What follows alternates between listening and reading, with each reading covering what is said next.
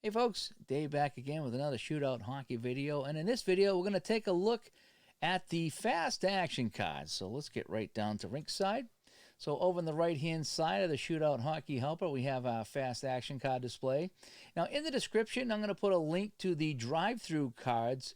Boy, if you want some fantastic physical cards for shootout hockey, drive-through cards has phenomenal cards. I have a set. I think they're only like 20 bucks. I should have got a couple of sets. I got them in a plastic case. I use them all the time when I'm playing on the tabletop.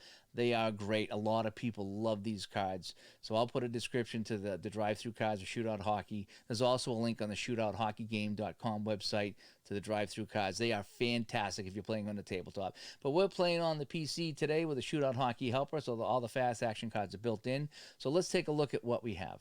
So the top left corner, these two small numbers here, those are dice rolls. Those are your D6 dice rolls if you need dice rolls. So if you don't want to roll dice at all in this game, you can flip the fast action cards and get a 2D6 roll here. So that's what the 3 and the 5 are. Those are dice rolls. Across the top here, we check the time. So what's happened here is 3 minutes have come off the clock. So if you were to flip this fast action card, you would take 3 minutes off the clock and then flip another card to see what the action is going to be. The shots on goal, that's kind of new, at least in the newest edition of the game, and that's going to tell you who got shots on net in that segment. So in this 3-minute segment, K for the Bruins got a shot on net. So K is Don Marcotte. So if you were keeping shots on goal per individual player, this is how you could do it. So Marcotte, you would check off a shot, and D over here on St. Louis would be Ab McDonald. So you would, Marcotte gets a shot, McDonald gets a shot, if you were to do it that way. I do shots on goal a little different, and I'll explain that in another video. But if you want to keep individual shots, they are here as well on the fast action cards. The seconds over here, there's .44. That's just a random number from 0 to 59. So if you were looking for an exact score, so if somebody scored at 1 minute and 44 seconds, that's what it would be. Now, some people like to subtract that number, so they would take the 44 and subtract that and make that a 16. So if you scored at 1 minute and you rolled the 44 on or you flipped the fast action card with 44, they would go 116. It's kind of all window dressing, really. I use the number I see. It's just a lot easier for me than trying to have to do math all the time. So if I got a goal scored at whatever the time is, 3, 4, or 5 minutes into the period, I look at that. It's going to be 3:44 or 5:44 or whatever it would be. That's what I'm going to do. Some people like to reverse it and go 16. 44 and 16 is 60. So whatever you want to do is fine. But that's in there. It's kind of more, window dressing than anything else. But it does give you an exact number of seconds if you want to do the box score. The big number in red is going to be your scoring chances. So if a team had a scoring chance of, let's say, 82 to 100, well, 85 is in their scoring range. That would be for the home team because it's a high number. So the home team would get a scoring chance in that situation. We'll flip a few cards and I'll show what else comes up on here. We have blue, which are penalties. But the red numbers here, like 85, those are going to be your scoring chance numbers. That's going to be your main role of the game, so to speak. Or main flip of the fast action card, I should say. Who, this is big here. Who, this is the letter you're going to check over here to see who got the scoring chance. So if this were a St. Louis scoring chance P, that would be Barclay Plager. See the red P on the scoring chance, that would be Barclay Plager. If it were Boston, the P over here would be Freddie Stanfield. So P is who's going to get the scoring chance. Penalty, pretty self-explanatory. There's two kind of penalties. A is minor penalties, and B are either double minors or major penalties. So most of your penalties are going to be A, and so you would look on the player card, and we'll do another video on penalties. Penalties can be kind of confusing, but anybody with a Z or an X2 rating would get a penalty. So if this was Boston, we would go down and see we have an X2, so Sanderson would get a penalty. And we have an X, that is not X2, as we talked about in one of the other videos. That is different than X2. So X is nothing, X is nothing. So the only player on Boston that would get a penalty, because I don't see any Zs. Oh, I do have a Z, so Kenny Hodge. So Hodge would get a penalty, and Sanderson would get a penalty in the stat column. And again, we'll do penalties in another video, but that's who would get it on this team. Over here, if this were a St. Louis penalty, we would check, do we have an X2? We don't have an X2, and we do have a Z, at least one Z. So Arbor would get a penalty here, and I don't see any other Z's off the top of my head, so Arbor would get the penalty. So that's what would happen here under penalty A. Now, penalty B, there could either be major penalties for slashing or roughing or charging or things like that, or you could have a fight. This would be a fight. 5F is a fight, and this says that 1 on the visitor and 2 on the away team got into the fight. So you would check here for Boston first. Now, again, the fight is the little number next to the penalty. Boston does not have a 1. Okay, they have a 3, 4, and a 5. So in this situation, if we were checking for a fight and we check for Boston, they do not have a 1, so there is no fight. Okay, because the first team has to have that player. Now, if we were checking and it was a 3-3, well, now it would be Orr for Boston, and he would be fighting Barclay Plager because they're the level 3 fighters on that team, or rated 3. I should say, as far as a fighter goes. Sometimes there'll be 3-4, sometimes there'll be 4-5, whatever it is. As long as the first number matches, what I do, as long as the first number matches, we have a fight. Now, let's just say it was 2-3, let's say, and this team didn't have a 3, but this team had a 2. Then you could round up to the next number to have the fight, because this guy is going to fight somebody, and so St. Louis would have to nominate somebody here that has a fight rating. So if this guy did not, say they didn't have a 3, then you would put in the 4. Okay, but again, you are the official scorer, so you can do whatever you want. So if you know that Plager and Orr had a big rivalry going, then maybe you have them had the fight if somebody was missing something here. So again, you are the official scorer. Assign it as you like. But the B over here, the numbers are the fight rating in the penalty column. Now, getting back to some of the offense of the game. So let's just say, St. Louis gets the 85. That's within their scoring range. St. Louis is going to take a shot. So you flip the card, you get P. P is going to be Barclay Plager. You flip another card. Now, it's even strength. So it's going to shoot from the slot. And then the next flip of the card, you would go even strength slot to see if there was a goal or not. If it was on the power play, he would be taking a shot from the slot. If it was shorthanded, every shorthanded shot is from the blue line. As you can see, there's an X here and an X here. You will never get any rating on face-off circle or slot on a shorthanded bid. It's always going to be from the blue line. You will score shorthanded goals. I will say that. They're rare, but you will score shorthanded goals. I've scored 2 in a game one time. So shorthanded goals do happen in this game. So anyway, the where, it tells you where it's from, and whether you're even strength on a power play or shorthand is going to determine what range it's from. Then you flip a card again. You have your blue line range, your face-off circle range, and your slot range. Obviously, slot the best, face-off circle medium. Blue line is far away. You're going to score less goals from the blue line. Moving down to assists. If you do score a goal, then, okay, let's just say P got the goal. So Barclay Plager scores the goal. He's defensive line 1. You would flip another card and check down here. Now, you don't need to worry about the defensive line because Barclay Plager's out there with Talbot, and that's going to be the defensive line that was out there on the goal. So you will check the offensive line. So that's line 1. So it was defensive line 1 and offensive line 1. You flip another card. You check the first slot. So the right winger. So the first line right winger is Sabourin. So Sabourin gets an assist. You would flip again, and you got a 6. Well, line 1, 6 would be Berenson. So in this case here, and again, you'd flip a different card for each assist here, but I'm just kind of showing you what the card looks like. So in this case here, it was going to be Barclay Plager with the goal from Sabourin and Berenson, okay? Now to show you how that's going to happen, let me do it kind of correctly here. Okay, Plager gets the shot and scores. So let's just assume Plager scores. So now we're going to flip, okay? So now this is what we got here. So we ignore the defense, so it's going to be line 2. So line 2 is out there with defensive line for this goal. We flip another card. We check here, R5. Do I have an R5? I don't, but I do have an all. And all means that Goyette's going to get an assist no matter what, because line 2 is out there. So we know that it's going to be Barclay Plager from Goyette. There's no R5. We roll again, and we got a left winger. So that's going to be Ab McDonald. So Barclay Plager with the goal. Goyette gets an assist because he's all, and also the left winger. So that's how you do assists. And I'll go into assists a little bit deeper in another video. But that's what the assist line is.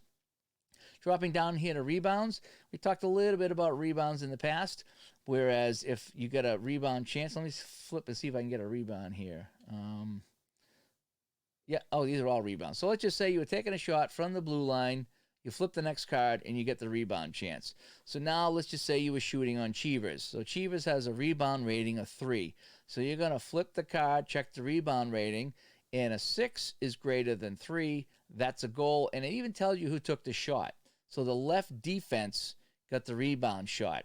So just for example, let's just say it was Keenan. Keenan takes a shot. It's a save and a rebound. We flip the card.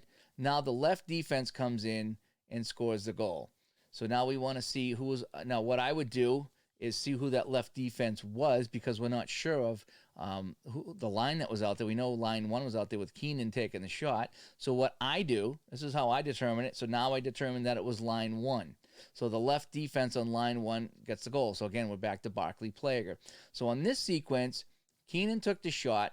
We had the rebound. We flipped. The left D come in, and now Barkley Plager is the guy taking the shot. And now we can flip to see if it was a goal or not. I'm not sure if we've already done that or not, but I mean, we would do that here. And again, if the rebound rating is higher, and I think we already did flip. Yeah, we already did flip. We determined that it was higher, so it was a goal. We just got to determine who the shooter was, and we did that right there. So again, let's do that one more time just to make sure we got it right. So let's flip and get a rebound here. So no rebounds yet. I just want to get a rebound to come up here just so I can show you on the card. And we'll probably be a half hour here. There we go, rebound. Okay, so we take the shot, it's a rebound. All right, so Keenan takes the shot, it's a rebound. So now let's check the rebound. It's a 6 right D, so it's another goal. 6 is better than 3. The right defense comes in on the rebound of the Keenan shot. It scores. Let's see who the defenseman was. D1. Okay. So we said it was the right D and D1, so Talbot. Keenan takes a shot, Talbot scores in the rebound. So now when we do our assists, we already know that Keenan's going to get one of the assists. So when we go through the assist process, we only need the first assist, okay? So we know it was Keenan out there with Talbot. So Keenan's the left wing, and a 6 would be Berenson because he has a 6 rating. So on this particular play here, the rebound goal, Talbot was the right defense on the goal from Keenan and Plager. So that's how we did that. And I'll do a video on assist, but I just kind of want to go over what the rebound thing was. Save is very similar to rebound, okay? By the way, if it says SH on the rebound, SH is the original shooter. So when we did our rebound check, it was the right D, but SH is the original shooter. So if Keenan took the shot and then the rebound came, we rolled this, that means Keenan is the original shooter. He rolls a 2. He would not score because 2 is not higher than 3. So again, SH is the original shooter. And again, I talked about if I matched here, if that was a 3, I go to a showdown roll, and I talked about that in the other video. Whereas if I rolled a 3 and the goalie had a 3, I roll my dice. I check the red dice. If the shooter is higher than the goalie, he wins the showdown. If the goalie is equal to or higher than the shooter, then the goalie wins the showdown roll, and there's no goal. But in this case here, it would be no goal on the shooter. Go back to save now. Save's kind of similar. So if you were from the power play, from the face-off circle, and you get a save rating, now you need to roll and check the save number here. So Chiva's save rating is 5 to 9. So I'd flip here, 5 to 9. That falls in there. So Chivas makes the save. If this were, let's say, Glenn Hall. Now, Glenn Hall is a 5 to 10 and a 12.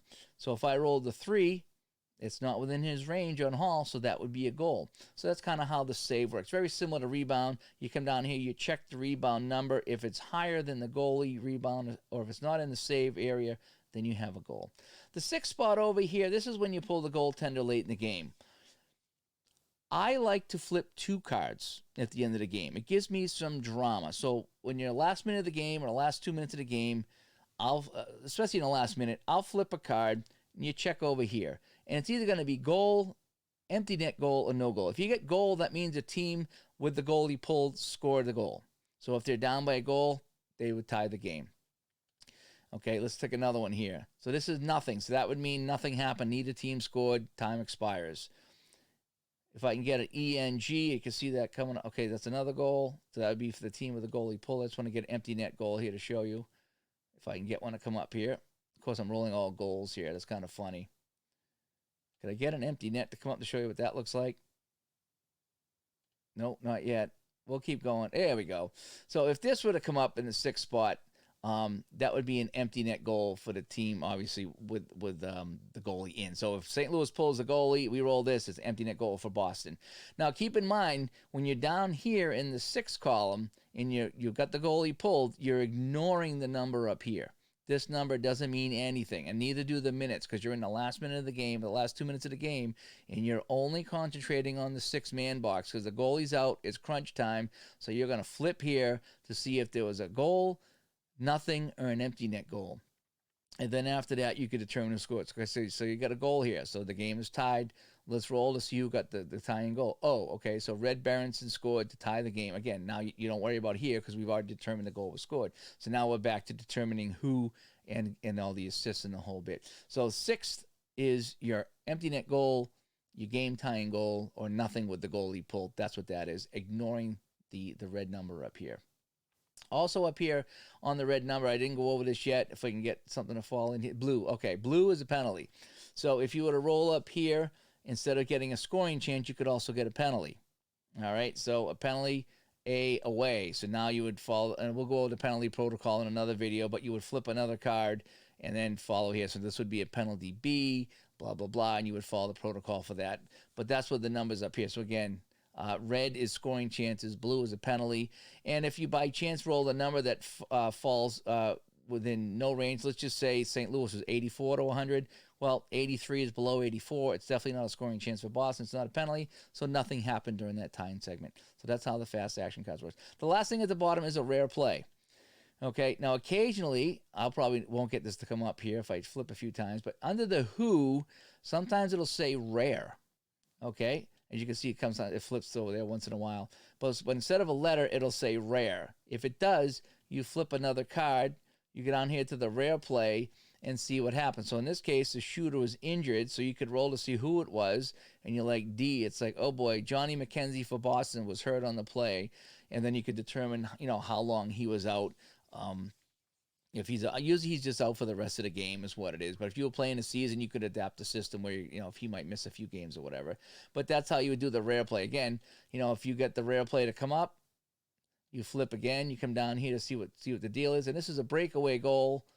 And then again, the team that had the scoring chance D. So in this case, McKenzie, instead of being injured, he'd have a breakaway goal.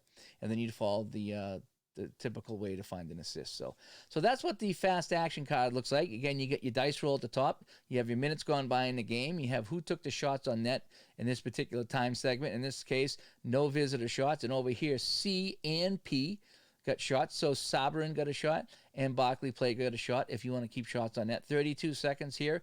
That is for your box score time. 32, the red letters here for your scoring chances. The blue when they come up are for your penalties. The who, D, or whatever letter that is, that's where you check to see who's got the scoring chance. The penalties, again, minor penalties are A. This is how you would check for minor penalties. You check the penalty letter symbol over here. B is your major penalties. So you check to see if somebody had a Z2 and they get 5 minutes for high sticking. The where is where the shot was taken from and whether it was even strength on the power play or shorthanded. This is really important to find out where the shot was taken from. Your next flip of the card would determine if it was a goal or not, depending where you were taking it from and whether it was even strength, a power play, or shorthanded. Your assists, we'll talk a little bit about that in detail, but it tells you who was on the ice and then a couple more card flips, who gets the 2 assists, if there's 2 assists. And then down at the bottom again, you get your rebound check, your save check, and then the pulling of the goalie and the sixth attacker here. And then, again, the rare play at the bottom if rare play comes up.